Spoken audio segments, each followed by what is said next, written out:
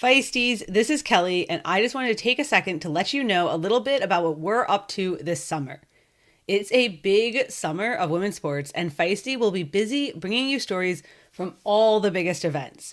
Stay tuned for daily updates and podcasts from the Paris Olympics, the Tour de France Femmes avec Swift, the Ironman World Championships in Nice, and the Boston Triathlon and inaugural Super Tri race. Or you can come find us in person on the ground in Paris, Rotterdam, Nice, or Boston. And keep your eyes out for an exciting chance to be a part of the fan club. It's going to be a summer full of feist, and we can't wait for you to be a part of it. Hello, feisty people. Welcome to the Women's Performance Podcast. I'm your host, Sarah Gross, and over the next few weeks, we will be counting down to the Olympic Games in Paris with a special series called Croissants and Commentary, Moments on the Road to Paris. Every week for the next 9 weeks, I will be joined by sports reporter and head of content here at Feisty Media, Kelly O'Mara. Kelly and I will unpack all things Olympics. We will talk to athletes, coaches, and other experts about everything from peak performance to nutrition, delivering you all the hype every week. Then, once the Olympic Games begin, we will be recording daily podcasts live from Paris with all the behind-the-scenes info. While we regrettably cannot share our Parisian croissants, we can and will share our feisty commentary. So, pull up a chair, grab an espresso, and let us take you to Paris with us. Kelly, croissants and commentary. We're getting so close now to actually going to Paris. I'm so stoked. It's true. It's very exciting. There's a lot of things happening. It's like momentum is building. Yeah, I can feel it starting now. You know, when we first started recording this podcast, like people generally weren't talking about the Olympics yet. You know, unless you're like immediately in that world working with the athletes, or you are an athlete yourself. Yeah. Or you know someone who's trying to qualify, then you're like in it. But I think now the world is starting to realize, oh, wait, it's July and the Olympics are soon. So it's true. It's exciting. And this week, we're actually talking about the Paralympics. Yes. Which is very exciting also, and has been growing and gaining momentum over recent years. It's funny because people keep asking me, are we going to stay for the Paralympics? We have to go to the Tour de France Femmes, and then we have to come back to the, like, it's a very busy summer, but there is a big break. It goes Olympics and Paris. And then there's a 3-week break, which is pretty standard. What's funny this year is that in that 3-week break, you're getting like Tour de France Femmes, UTMB, I think Ironman World Champs, and then Paralympics starts again in Paris. So there's just like a very jam-packed 2 months here of stuff. Yeah, of sports to follow. When does the Paralympics start? Ooh, that's a good question. I believe it's the very last day, right at the like September 1st, August 30th. I'll have to double check that. And it's a little bit shorter than the Olympics. It's not like a full 3 weeks. But they are back in Paris, which, like we just said, you know, that was not always the case. The Paralympics and Olympics were not always tied together. They weren't even in the same location, like consistently until like the late 80s, early 90s. So this whole thing that like is real, like where they're really tied together, they get to use the same facilities, they have the same TV broadcasts. That's pretty recent. And so it's been like really nice to see that kind of like grow as a sporting event, not just interesting. You know. Yeah. So that kind of makes sense to why I feel like the Paralympics are relatively new, because it started small. Right. Right. And it's only recently we've started to see it on TV, like, you know, kind of like paralleling women's sports in a way. But tell us a little bit about like the history for those of us who have no idea, like how did the Paralympics start? Yeah, the Paralympics came out of kind of the aftermath of World War II and was a very British, it started as a British rehab event out of their rehab hospitals, because a lot of, right. Yeah.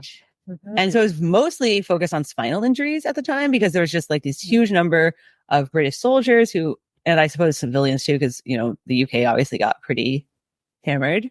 And so they at first it was really just like a rehab event, trying to get people active again. Because at the time there was this belief that like, oh, if you had a physical disability, like you couldn't be a member of society, a productive member of society anymore. So it was trying to like break down that idea. Break down that like stereotype or thought process. Yeah. Interesting. Mm-hmm. So it's fascinating because they put on these games, and they were called like whatever the name of the hospital was, like Stoke Mandeville Games. And they weren't called the Paralympics. And it wasn't, and then, you know, it took a while for them to like have people from other countries. Like they finally had like some Belgians or Dutch people come, and then they finally had it like not at the hospital, like at another location. And then they had it outside the UK. And so it just took a long time for this to grow. And it wasn't until like the 70s that it started including more sports and more injuries. Like it was still spinal injuries primarily. And then it wasn't until, like, then it really developed into like multiple sports, multiple countries, multiple like categories of injury or disability. And it wasn't, I didn't realize that it wasn't until like 88 that it really became the Paralympics. And that, like, as we think of it, wasn't until like 88, 92, which is kind of crazy. That's actually like really recent. It's really recent. Yeah. Although before the women could run a marathon in the Olympics. So well, there you go. I'm never surprised. I'm never surprised at how recent things are. I just hold space for things to be really recent. And the Paralympics, they have their own Olympic committee, right? They do. It's like committee. Yeah. It's the international. So in the same way, like the Olympics are run by the IOC, the Paralympics are run by the International Paralympic Committee. And people are so weird about these names, right? Like that's why they didn't allow them to use the name Paralympic until like 90, 88, because they were like very protected, right? And that is, as I think we've kind of talked about with women or with like bringing more people, and that's like very tied up in like, are they worthy enough to be part of our movement? Are they good enough? Like, can we give them our name? Which I think is a little fucked up, right? Yeah. Yeah. And if we have, in case we have any dissenters on our listening, how do we answer that question? Like, why is it fucked up, or why do they get to be? Yeah. I think like, and even now, I'll tell you this, right? Like in my head, like when I say Olympian or Olympics, I just kind of like think of all of the athletes, right? Because like I went to the media summit, there was Olympians and Paralympians there. And I don't like, it's a really long thing to say both. I just think like, oh, we're talking about, but when we did our 2020 Olympics, 2021 Olympic issue, I referred kind of generically to Olympians, and I listed some, and I got this like very angry letter from somebody who's like on a committee that like very specifically decides like who counts as an Olympic, right? Because there's actually like, are you an Olympian if you qualify but you never start? You know what I mean? Like there's very specific rules, and they were very much like, the Paralympians are great, but they are not Olympians. So there's definitely this kind of like protective closing of ranks thing. Right. Which is, yeah. Yeah. And maybe even some of the stereotypes that the Paralympics were designed to break down still need to be broken down. Oh, for sure. Right. So it's like, while we can say like it started as a rehab event and then it like grew into a sporting event and now it's like grown very parallel. And certainly there's a lot of, and we'll talk a little bit more about this, but a lot of growth, like effort being made to make it equal to and parity with the Olympics. Like it's certainly not there yet, right? Like it's certainly like there still needs to be more broadcast, still needs to be more sponsorship. Yeah. What would you say is kind of like the goal of the modern Paralympic Games? Oh, that's an interesting, because we've talked about like the goal of the Olympics was like brotherhood, whatever, right? Like we talked a lot about what the goal of the Olympics was. And I think like the goal of the modern Paralympics is some of those same things now, but also it has this whole other part of its mission that's like changing societal views of people with different abilities, right? Like that is certainly part of its mission, is like expanding possibilities, which is true, which is happening, right? Like the more and more you see, the more and more you like realize that these are really good athletes. Mm-hmm. Yeah. Oh, it's incredible to watch. And so you talked to some Paralympians, am I right? I did. Well, I haven't talked about, but so we did talk to Oksana Masters, who is crazy. She's probably one of the most well-known para athletes because she's done rowing and biking and like just everything. As we talked to her at the summit about, the other thing that's crazy about Oksana is like she grew up in an orphanage, and then in Ukraine, and then came over here, and then had all these like didn't see herself as an athlete, like thought she wasn't like that was right, like she was just trying to survive, and so it was really like having adaptive sport and parasport really just kind of like gave her this whole brand new world. So she talked to us kind of about what that like did for her. Yeah.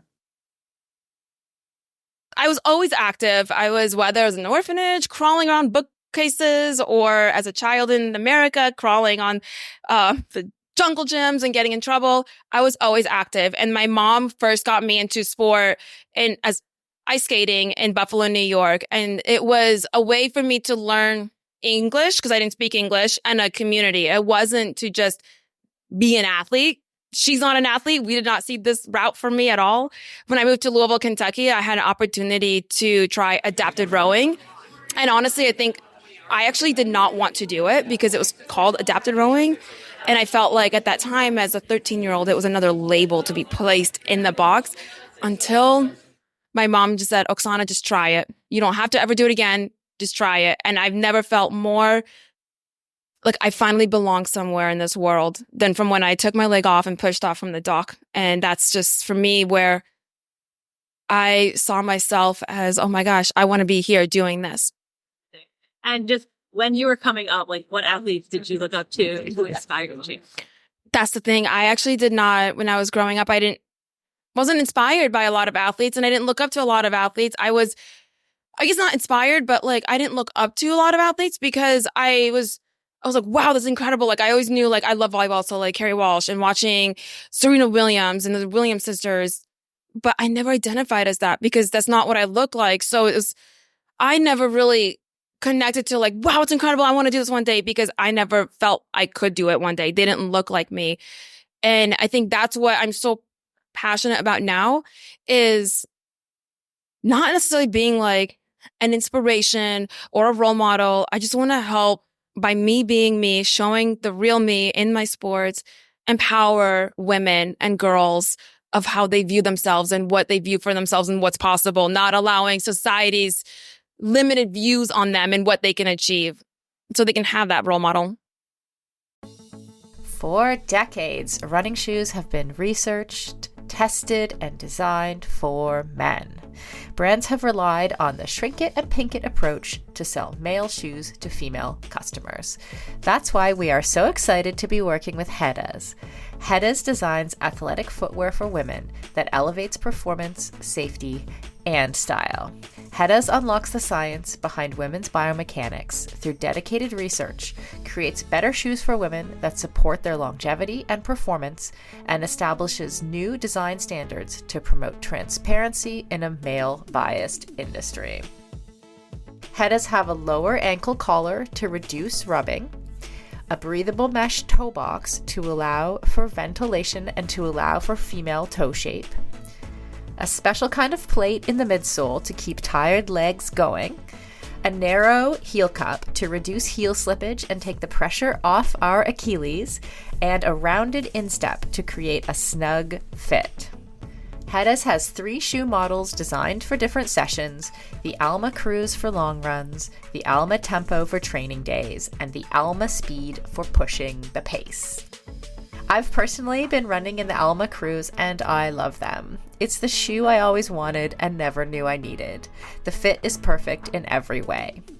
You can get your own pair of Hedas at hedas.com and use the code Feisty20 for 20% off. That's Feisty20 at hedas.com, and it will all be in the show notes. Building muscle can be tough, and gains can be so slow, even for those of us who do a lot of strength training. As an ex-endurance athlete who is now in perimenopause, I know this all too well. It can be frustrating to put in the time in the gym and not see the results I'm looking for. That's why it's super important to take the right supplements at the right time. One of those supplements is essential amino acids, which are needed to trigger muscle protein synthesis.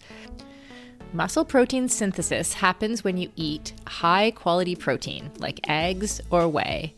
And by supplementing with additional essential amino acids, you can make sure you are getting the full benefit of your training sessions. Targeted essential amino acid formulas can be up to 4 times more effective than just eating protein. I've been taking amino acids for almost a year, and in combination with eating quality protein and a couple other supplements, I have managed to turn the tides on age-related muscle loss, which starts at 30 for women, by the way, and I have continued to make strength gains as I head towards 50. AminoCo has been a long-time sponsor of Feisty Media and has supported all of our brands and podcasts over the years. I recommend starting with AminoCo Perform, and you can grab some at aminoco.com/performance. If you enter the code PERFORMANCE, you will save 30% and receive a free gift if it is your first purchase. Give it a try and let me know how it goes. That's aminoco.com/performance and use the code PERFORMANCE to save 30%.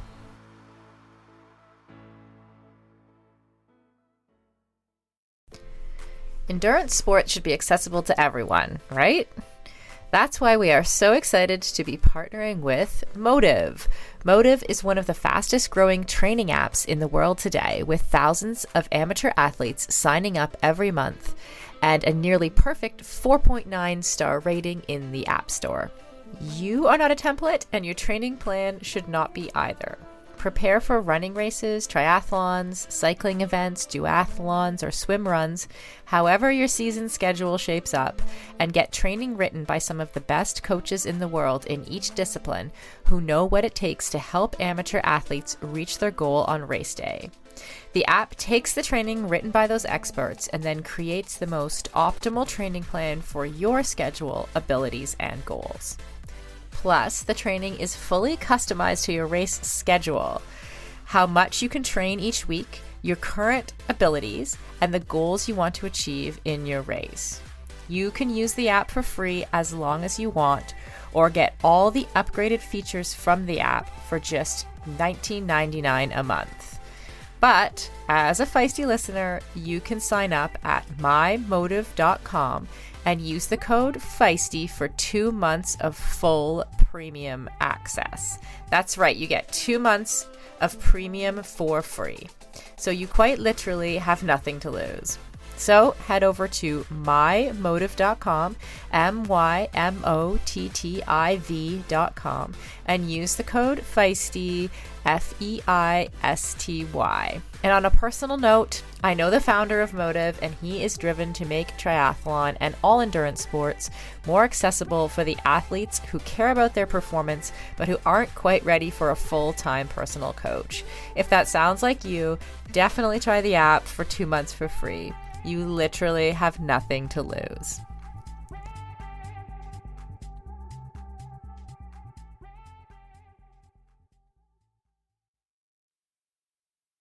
So there's so many adaptive sports. Oksana talked about a few of them, but I think, Sarah, like one of the things that a lot of people like kind of don't even really understand or know is like all of these sports also have different categories in them for the different. Right.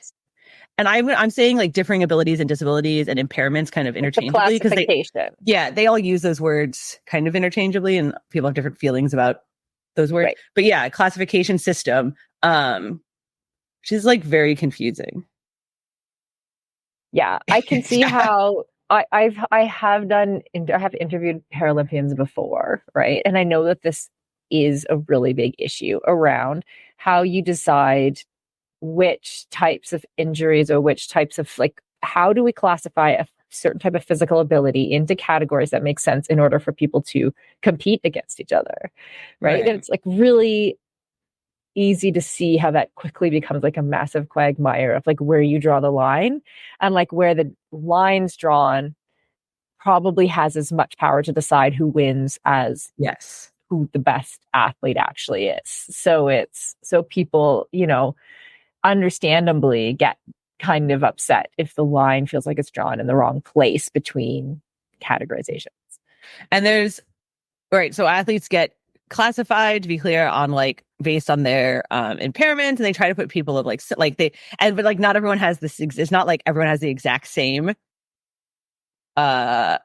impairment or degree of impairment. So they try to do like this like weird calculation and figure it out and make it fair. But for sure, there's like some very deep, like a couple years ago, or not even a couple, but like a while ago, there was this desire to like make it fair. Everybody in the blind or visually impaired categories were going to wear blackout goggles, right? So that they all had the same, right? Then it would be like, oh, now they're all the same. Except kind of makes sense. Kind of makes it right. At first, you're like, oh yeah, if you didn't live within this world, you'd be like, that makes sense. That sounds great. But for people who are visually impaired, some people, they can see light and right. They have different degrees. And so you take somebody who's used to be able to see light and dark and you put blackout goggles on them and all of a sudden they're going to be like, crap, like it's dangerous, right? Like, right. So someone who doesn't, for sure. So someone who normally sees a bit of light versus someone who normally doesn't kind of, and is, and sees black all the time, right? The person who sees black all the time may have made some different adaptations. Right. Or, have learned how to deal with that. Yeah. Right. Versus like I can see how it's like, yes, on the surface it sounds fair, but maybe it's not. Right. So this was like a huge fight. And like what they ended up doing was creating like a Head Start system instead, which we just talked to an expert and she kind of talks a little about this. But I think that's really interesting, right? So there are these like different mechanisms they've used to try and make things fair.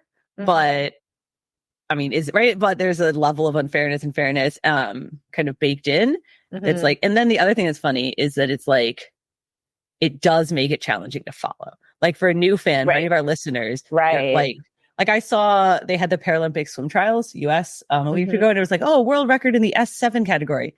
And off the top of my head, I don't know what the S7 category is. Right. So then you're like, is that right? Like, is that, and it turned out, that was the category where I believe she was missing both her legs and she swam like a 430, 400. And you're like, that's insane. Right. Like, but it takes like some context to understand that. Which does make it harder to follow. It's interesting because it is, and we've made parallels to the women's sports trajectory with para sport a couple times, but like it's interesting because like you need to move away from the sport as inspiration. I know you're gonna like this because I know you hate the inspo content, but like moving away from sport purely as inspiration into like understanding the sport itself, and that's how you create true fans and really like a following and then build up the sport, right? So like, yeah, you're right. They really understanding like not just, oh, this is inspiring to watch this person do this thing, but actually understanding the categories and why it's inspiring and what the person's been through. Or even the athlete stories, I mean, I think can partially get around that challenge of understanding the categories, really just understanding where they're coming from, what their challenges have been, and what they're really accomplishing out there.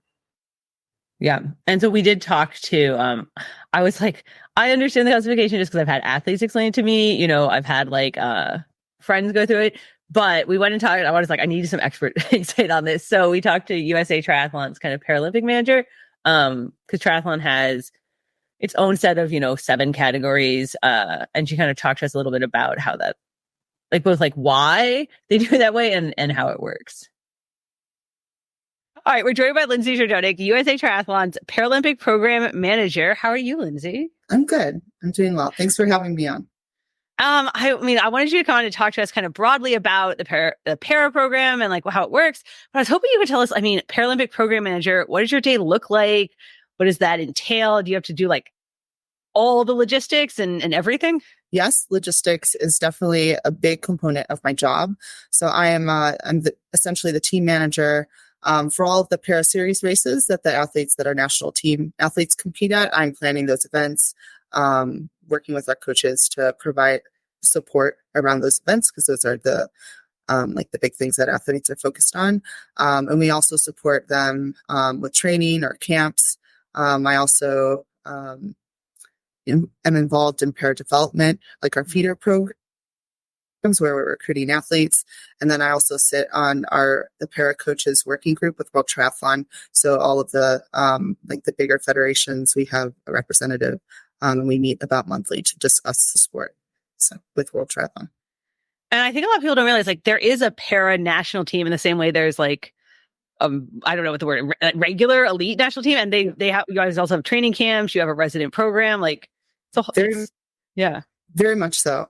So yeah, we work pretty closely here in the office in high performance between the Olympic and the Paralympic athletes, and the para team, they have the same training stipends or living stipend, coaching stipend as their Olympic counterparts. We also have criteria. So based on certain performances that's how you get on the team, how you sit on whichever tier you're on. And we also provide support to events and other things that they need, equipment, special requests, stuff like that. So, Sure, kind of just like the Olympic team. yeah. So, That's good. I mean, that's good to hear, right? I think it wasn't always the case, not in track, but just like generally in sports, for sure. well, it's definitely built up over time. So I think that parity is coming closer and closer as we go on in years, and our Paralympic team is really high performing too. So it's really great to see that level of support across the program between the elites and the elite para athletes, because our para team is pretty kick-ass. So they'll, I don't know, like heading into Paris, we have a really good trajectory. I'm super excited for this team. And I mean, we were kind of talking before we started about how, there's just been more and more investment from like USOPC, from donors, foundation. And so that also contributed, right, to more and more resources going to the para athletes. For sure. Yeah. The USOPC has increased their support a lot. As the sport has gained more medal events, so more sport classes are competing, it makes the team size bigger, and increases the amount of support we need. And similarly, the investment that the USOPC makes, USAT, and the USAT Foundation, which is very committed to, donating resources to our team and to our athletes. And so let's talk about classification, because you kind of just mentioned like medal events, because there isn't every classification in every sport, in every Paralympics. And I think a lot of people they certainly don't realize that, and don't even realize like how classification works. So can you kind of explain to us a little bit about like, why do we classify para athletes in different categories, and what does that mean? Yeah. Right. So athletes competing in paratriathlon, they all have to go through a classification process where they're assigned a sport class based on their activity limitations or their impairment. So we have six medal events in para that are comprised of 9 different sport classes. So there's 4 standing classes. So PTS2 up to PTS5. The 5s being the least impaired athletes, the 2s being the most impaired, and they ride upright bikes. On the wheelchair athletes, that's one of the other sport classes. They're broken into 2 sport classes, medal events, and they're separated because not everyone has the same level of trunk stability or control. So that's why they compete in the same medal event, but with a time separating the classes. Like they do it as a head start system, right? Exactly. Yeah. Right. There's an interval start system. So one group starts first, and then the other athletes start at like a few minutes behind, essentially. And that time is set right now. And that gets adjusted through the years, like based on having more data to fine tune that number. But they basically have a staggered start, and the first athlete across the line wins, and that's how they score. And with the VIs, the visually impaired athletes, they have 3 different sport classes in that category. And it's the same thing where the B1s, the most visually impaired athletes start first, and then the other 2 classes start behind, and then first across the line. Yeah. And that can obviously be very dramatic because you have people like catching people later in the race and everything, as we saw in Tokyo. Yeah, exactly. The women's wheelchair race in Tokyo that Kendall Gretsch won.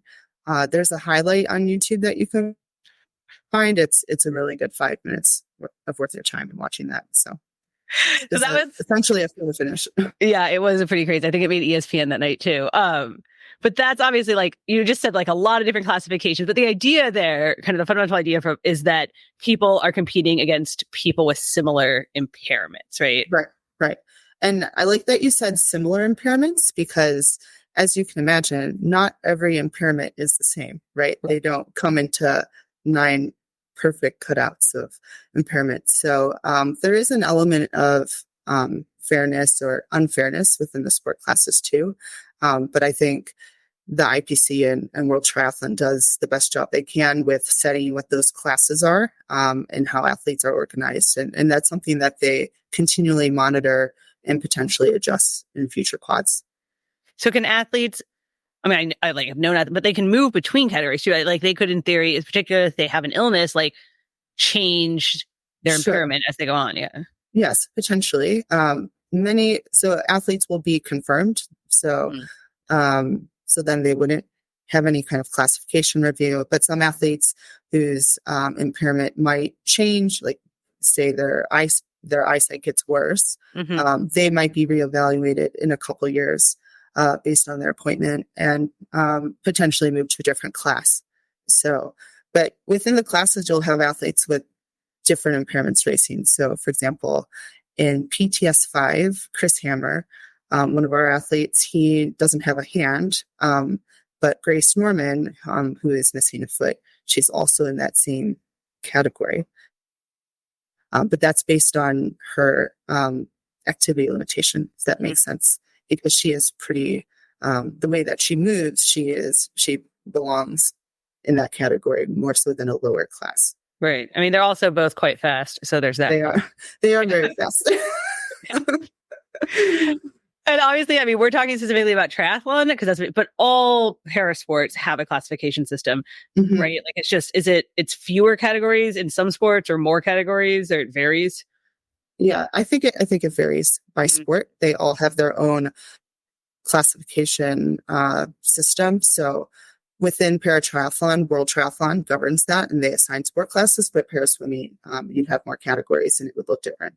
Right. I was just watching the para swimming trials, and there was like 7 categories, and I was like, it was very like there's more, So sure, yeah, it's there's para sport there's a lot to take in and learn when first getting involved, but it's really interesting. Yeah. They also I mean, I know this has how it works in triathlon, and I assume in some other sport, but in triathlon they'll have different categories kind of go in the same race. Like they'll start at different times, but they'll all be out there on the course together, and that can be very confusing to watch. Right? Can you keep track of it? Because I could not keep track of it. Well, it's challenging, I'd say. So, right, the way that they start the classes, I think it's more logistical how it works operationally.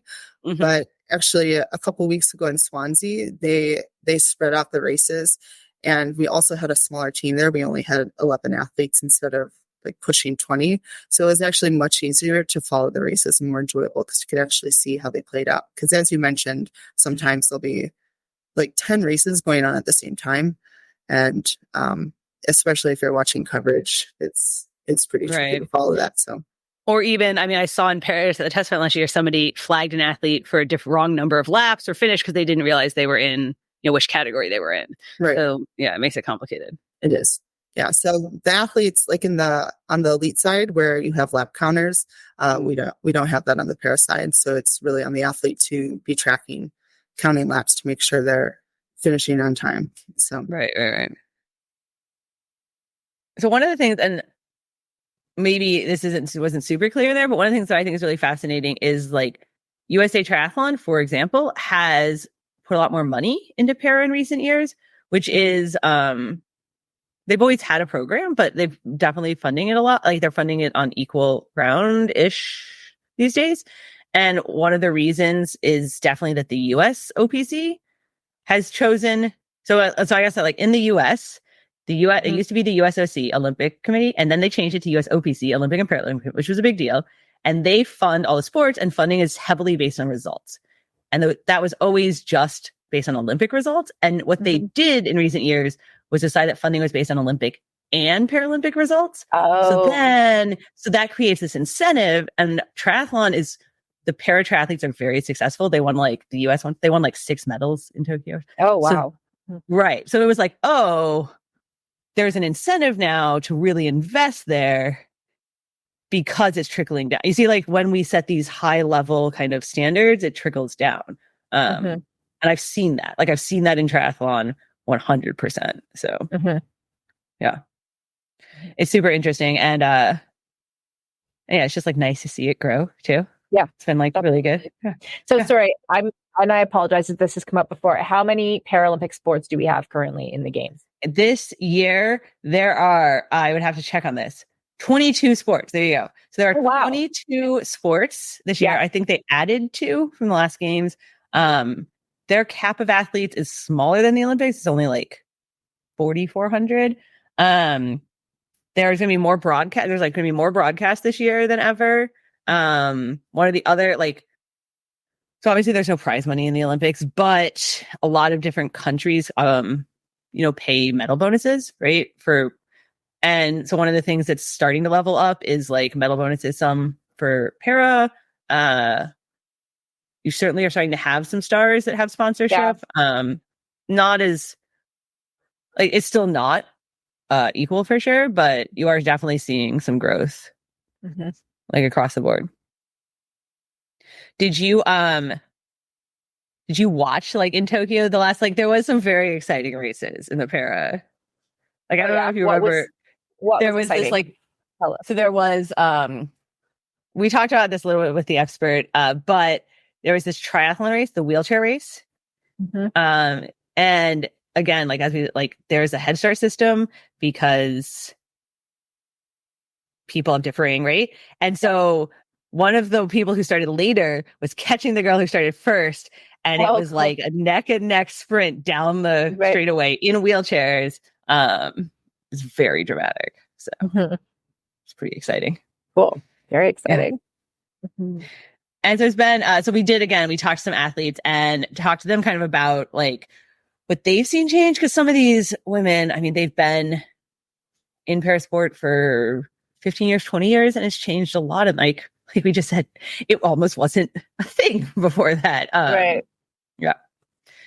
So I talked to McKenzie Coan, who's like a record-setting para swimmer, about kind of what she's seen change and what misunderstandings people still have.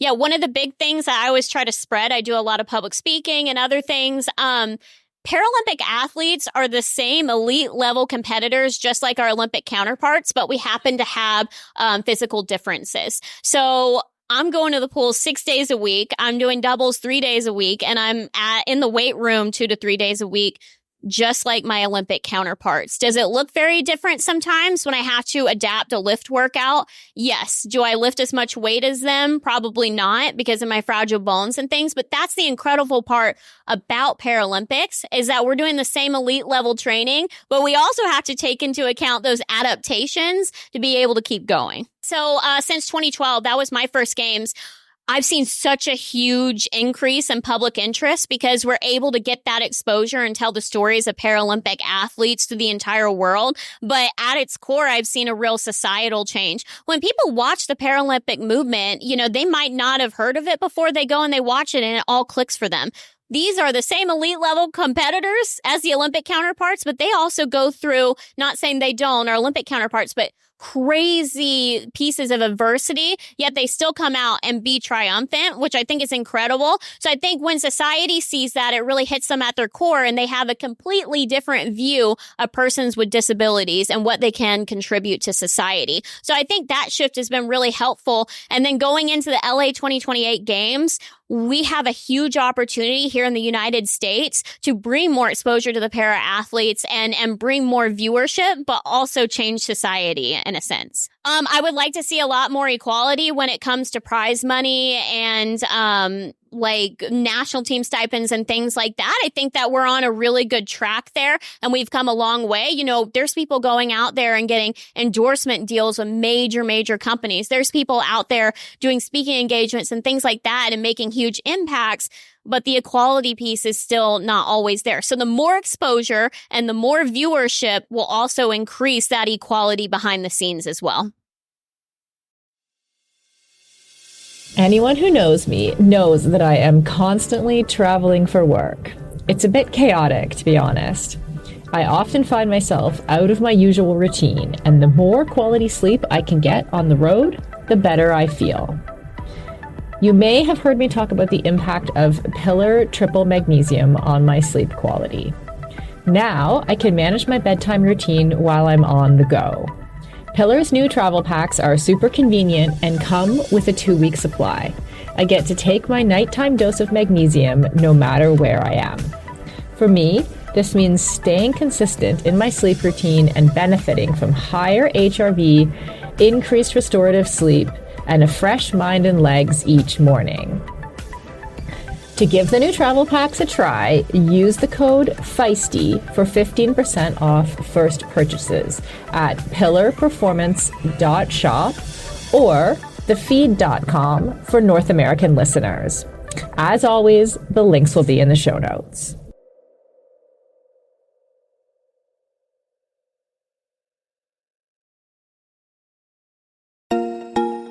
As a lifelong runner and triathlete turned CrossFitter, I am stoked to announce that the athletic eyewear brand Tifosi Optics has joined us as a partner here at Feisty Media. Tifosi sports glasses hit all the marks for athletes. They're shatterproof polybicarbonate, so the lenses not only reduce glare, but also offer scratch resistance, which I 100% need. They stay in place when you are moving. The hydrophilic rubber nose pads actually get more grippy the more you sweat, so they are secure and don't slide down your face even when you're running in hot conditions. No matter what sport you do, Tifosi has shades for you. Whether you love tennis, fishing, pickleball, running, cycling, or just hanging out on the beach. They are super reasonably priced, which I love, so I can have multiple pairs that go with any outfit. And of course, Feisty listeners get a special discount. So head on over to tifosioptics.com and use the code FM20 ! To get 20% off your order. That's FM, as in Feisty Media, 20 ! At tifosioptics.com. The link will be in the show notes.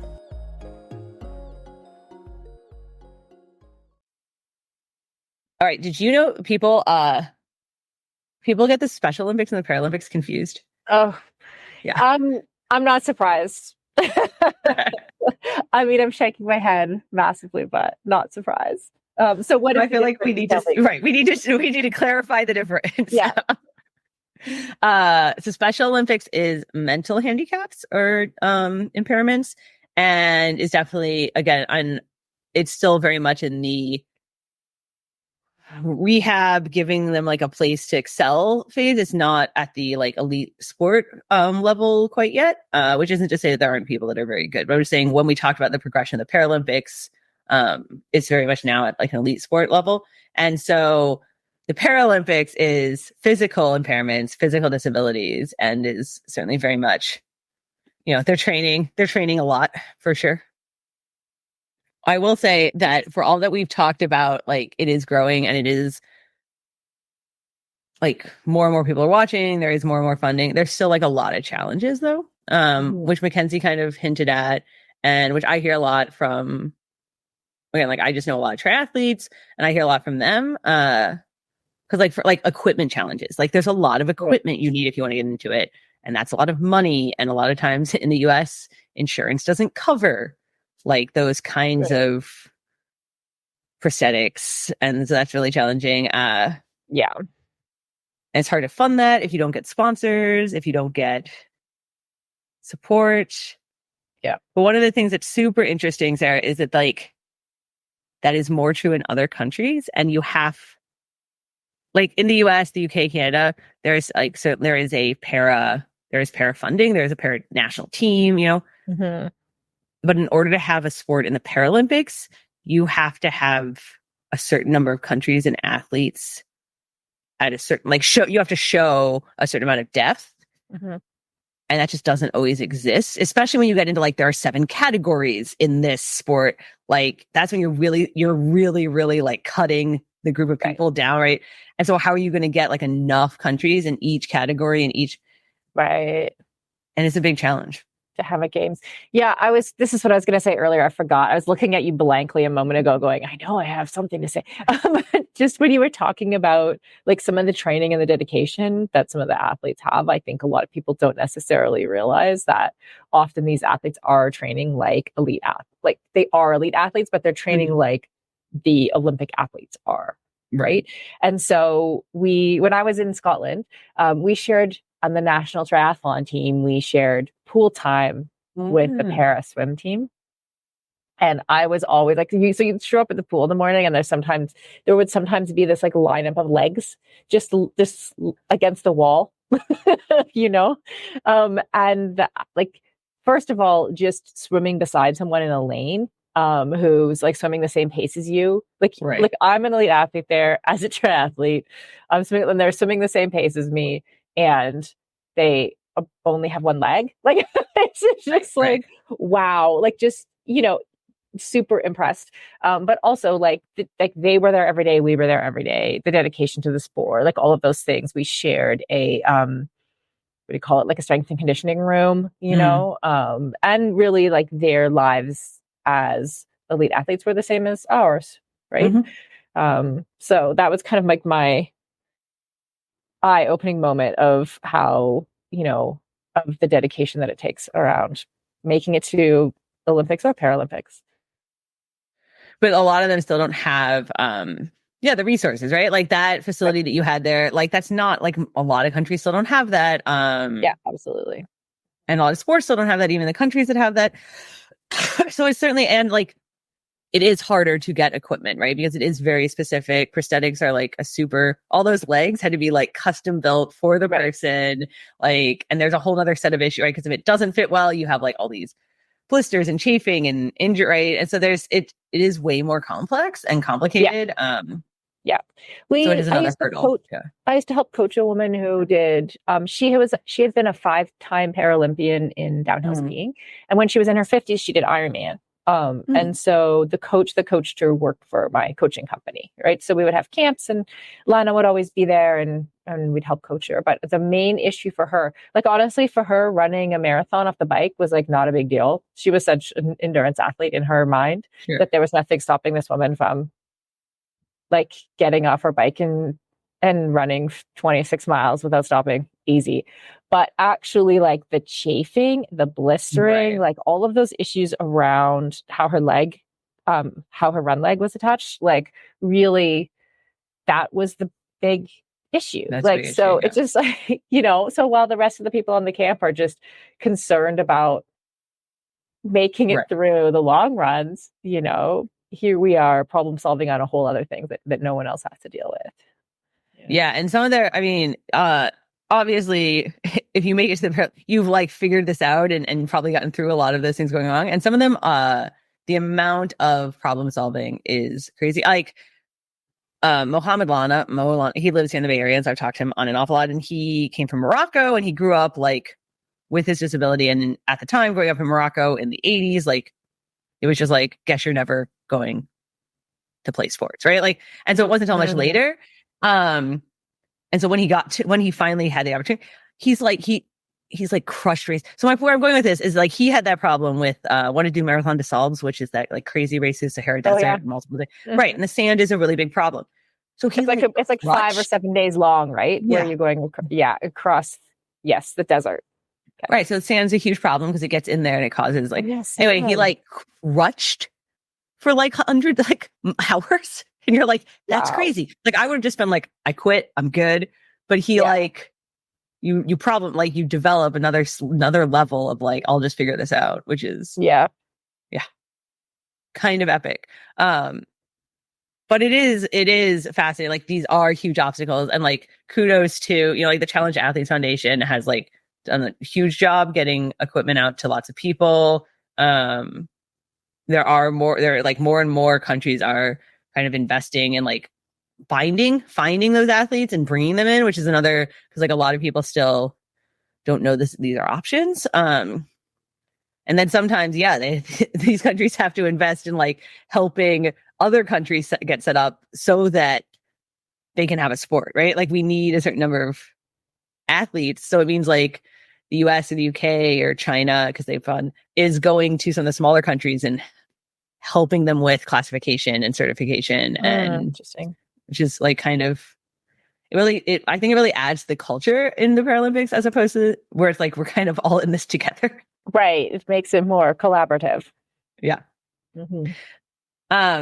So we did talk to Lindsey, again, like our expert running the para program at USAT, about how they find people, how they find equipment, how they manage this, like what all the challenges are, and kind of where they hope to go from here.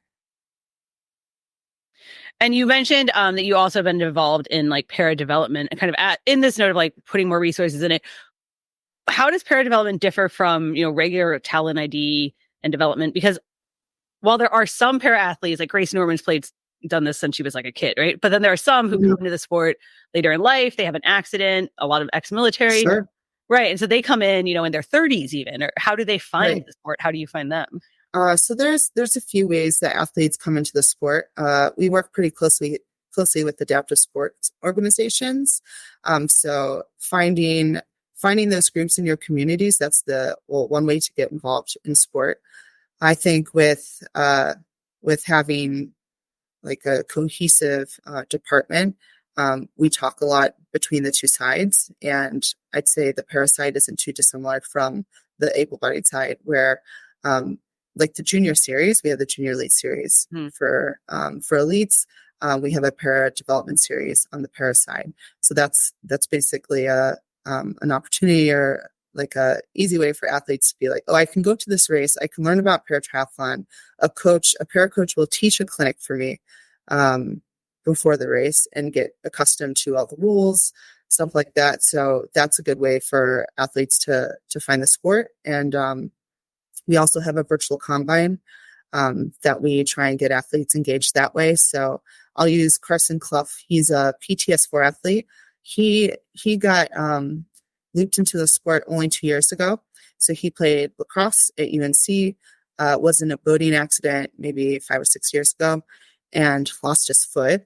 And through some email, he heard about this virtual combine and a combine camp that we had coming up. So he just submitted his 200-meter swim and a 1K run, was identified, went to the camp, got a coach, got classified a month later, and later that year he finished that world. So he's kind of a rare case, but those are like one of the ways that you can find the sport instantly. So, but yeah, as you mentioned, people like things happen in life that are unexpected, and there's another way to continue following sport and staying involved, even if you have had an accident or a disability like that. So when people come into paratri like later in life, or even, I mean, I've talked to like Mo Lana, right? Like he has had his disability his whole life, but I don't think he found triathlon until he was like 19 or 20 or in his 20s.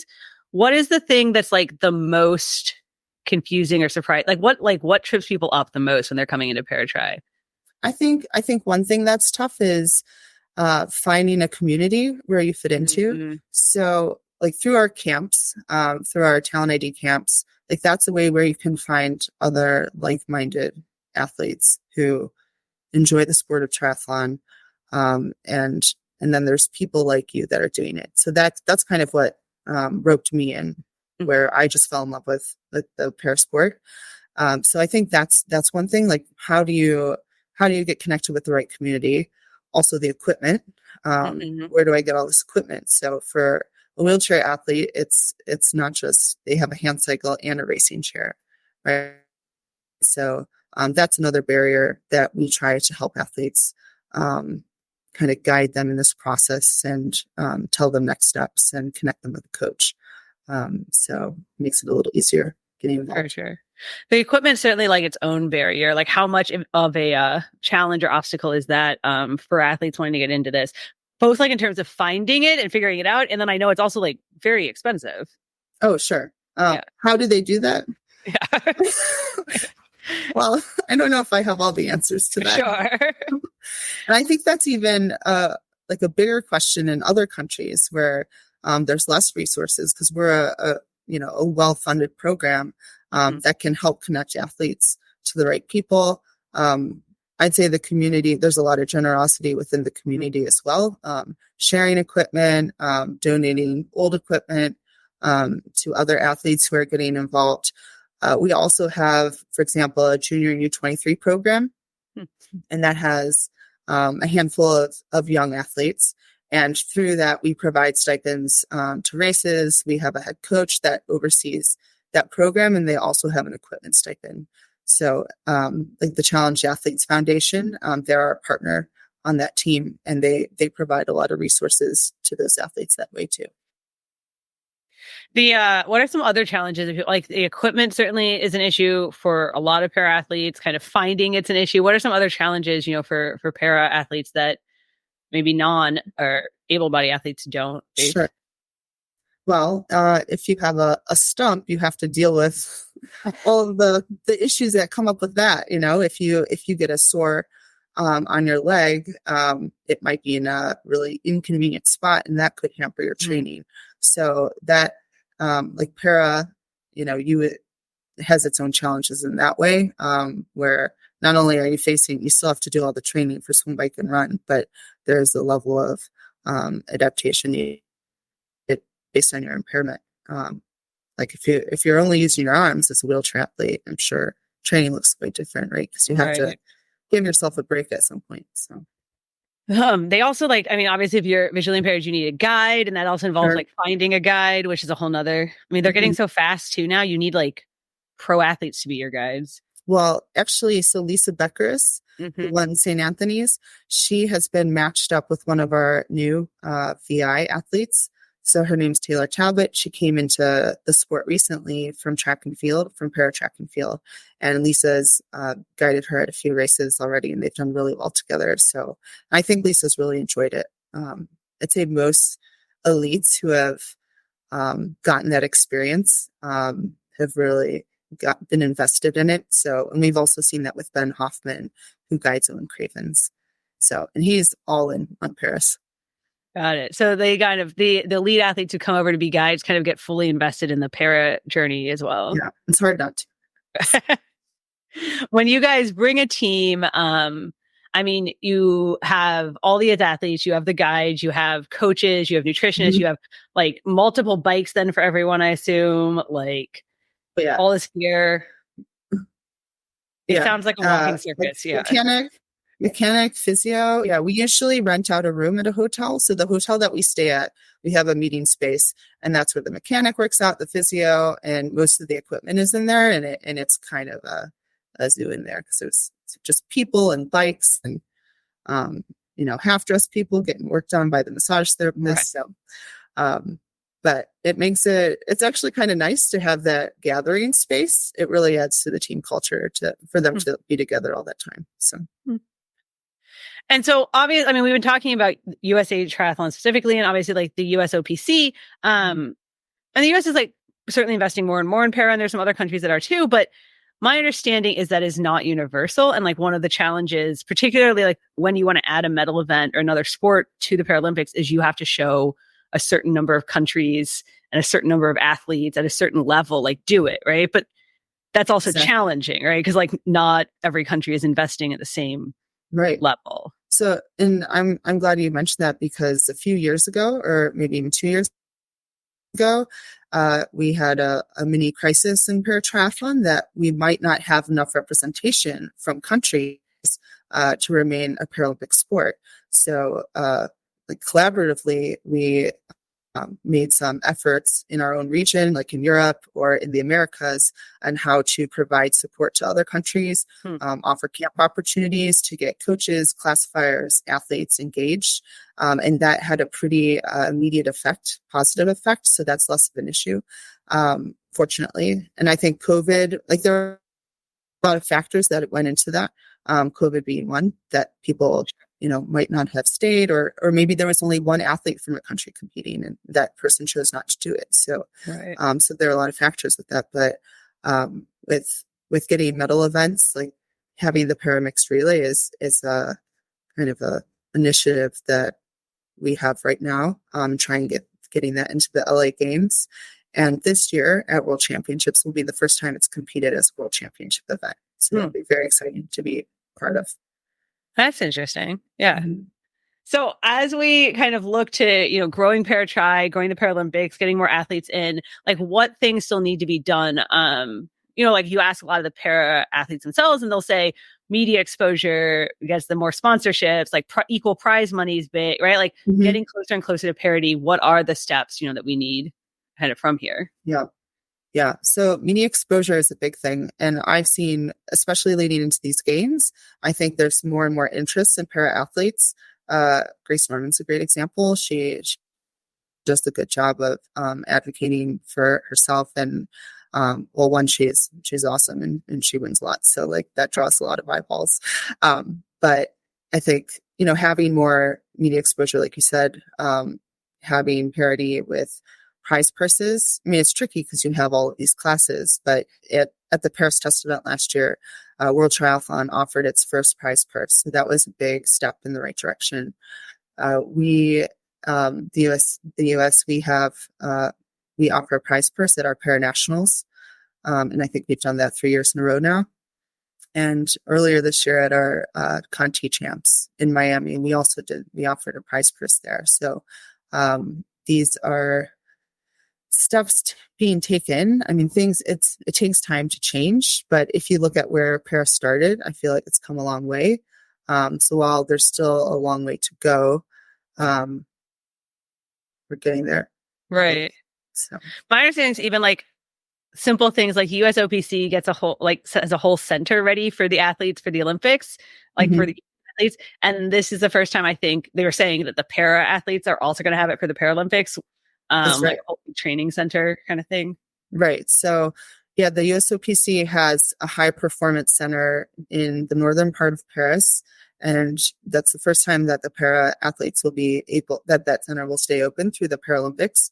And the same is for the Team USA house. This is the first games that a Team USA house will be open for both games, which is really nice. So I don't know anything different, but it's nice that we'll have all of those available to the athletes and the teams. And there's a 3-week or 2-week gap this year between the end of the Olympics and the start of the Paralympics.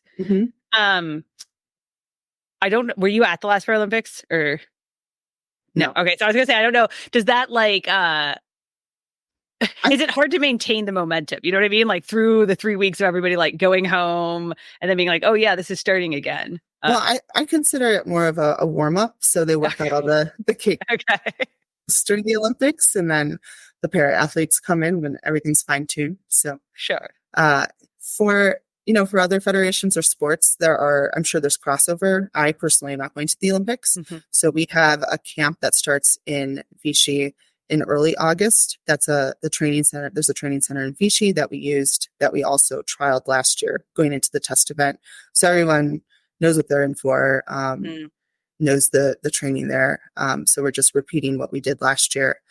And it's like a nice way to get on the time zone. And even I'd say the exposure to the French culture, because it's not a training center that has a lot of English speaking people. So that was kind of new for them, I think, when we were there last year. But it's a really great facility that's had a ton of investment. And the French para team, that's their training camp leading into. So yeah. So what are you most looking forward to then in Paris at the Paralympics this year? I don't think I've ever stepped back to think about that. Yeah. So, I mean, the test event last year was so magical, and it's just so beautiful, the venue, and to be in Paris. And I used to race as an elite, and I don't think I ever fully could soak in or appreciate the places that I raced, and because you're so caught up in nerves or like all the little things that you have to do going into a race. But I think in my role, I was able to detach better, and it's so special. I'm really excited to be there and see every race and be part of the Paralympic Games for the first time. Awesome. Well, thanks so much for chatting with us, and good luck. I feel like you guys are going to win a lot of medals, right? Like that's the plan. Well, we like to focus on the process, not the okay. Good. So we'll see. Well, good luck in Paris. Thanks, Kelly. So Kelly, what are you most looking forward to watching at the Paralympics this year? So Grace Norman, I did talk to her too. We didn't include in the podcast today. She is a triathlete, and she's a triathlete I've known for a while. And she hasn't lost a race in 2 years or something. So yeah. And so I really want her to see it. She since the last Paralympics, she hasn't lost. So I really want to see her win. She's also crazy fast, legit could not beat her, even though she doesn't have both legs, in the 5K. So I'm really excited about that. That would be really cool. And then in LA, they are trying to bring paramixed relays in, and so then it's cross categories. So it's again, like really complicated in triathlon and in running. And so, kind of like we talked about the classification, they are trying to figure out these systems where like you can have people from different classifications together, but how does it like even out? And it's super interesting and like just really chaotic and crazy to watch. So I think that'll be really fun. Cool. Yeah. So looking forward to it, and good luck to all the Paralympians.